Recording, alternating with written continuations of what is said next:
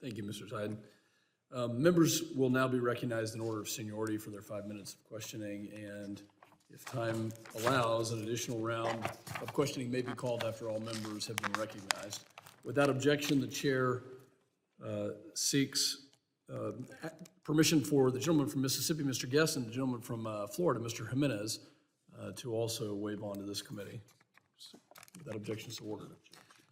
I now recognize myself for 5 minutes of questioning, and again, thank the witnesses for your statements.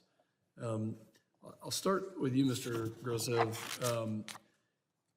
Maybe give us an idea of how this could happen in the United States.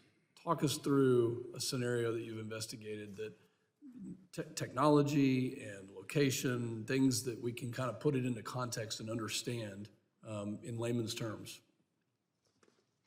In terms of technology, I'm not an expert in the technology behind this, but I've read enough and I'm sufficiently technically minded to understand that there's more than one way to achieve this same effect on the human brain.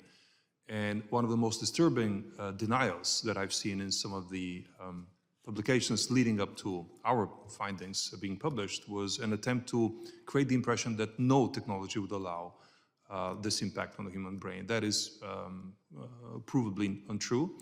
There have been experiments that prove that both acoustic and waves, directed waves in the ultrasound, primarily the ultrasound band, but also electromagnetic directed energy, especially pulsed nanosecond energy beams in the millimeter band through something called the Frey effect, which converts electromagnetic energy into an acoustic band wave that can be within or without or outside of the audible band, can have the same effect on the human brain, which can have long-term concussion-like symptoms, but in really traumatic degree of concussion.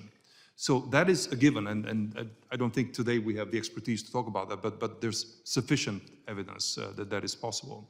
We also know that the Russian intelligence apparatus has worked on that, and something I would like to mention as well is that after our publication, a former member of Russia's intelligence community reached out to me and said, well, this is what we've been working on since the 80s, because we thought that the Americans were doing that to us, and we wanted to develop a counter technology for the same thing. So of course we're doing that, which is interesting because Russian intelligence officers believe they're doing this, and American intelligence officers saying they're not doing this too. Did this individual, this Russian agent, remain anonymous? Unfortunately for their own safety, I'll have to leave them anonymous. But it's a person with, in my view, sufficient knowledge of exactly the intents, the red lines that this entity would be exposed to. We know that members of this unit have engaged with scientists who have worked on a project called reversal of epilepsy symptoms through radio waves, which, for anybody known how Russia intelligence formulates their findings for the public-facing domain, should read them as the exact opposite, creating, reversing essentially the polarity, might leave with the exact opposite effect, creating epilepsy symptoms, and so on and so forth. This interest is long-running for the GRU, for Russia's military intelligence. One last thing I will mention is that we found that the only other place, other than among the cohort of American and Canadian intelligence and law enforcement officers who have been affected by this, that we've seen very, very similar symptoms, was in a Russian school in 2017. And we found the evidence to this similarity in a hacked email box of a military researcher from the St. Petersburg Institute for Experimental Medicine working for the GRU. This institute showed uncanny interest in exactly what happened in that school, where 26 children complained of exactly the symptoms that we've received in this investigation from American officers and diplomats.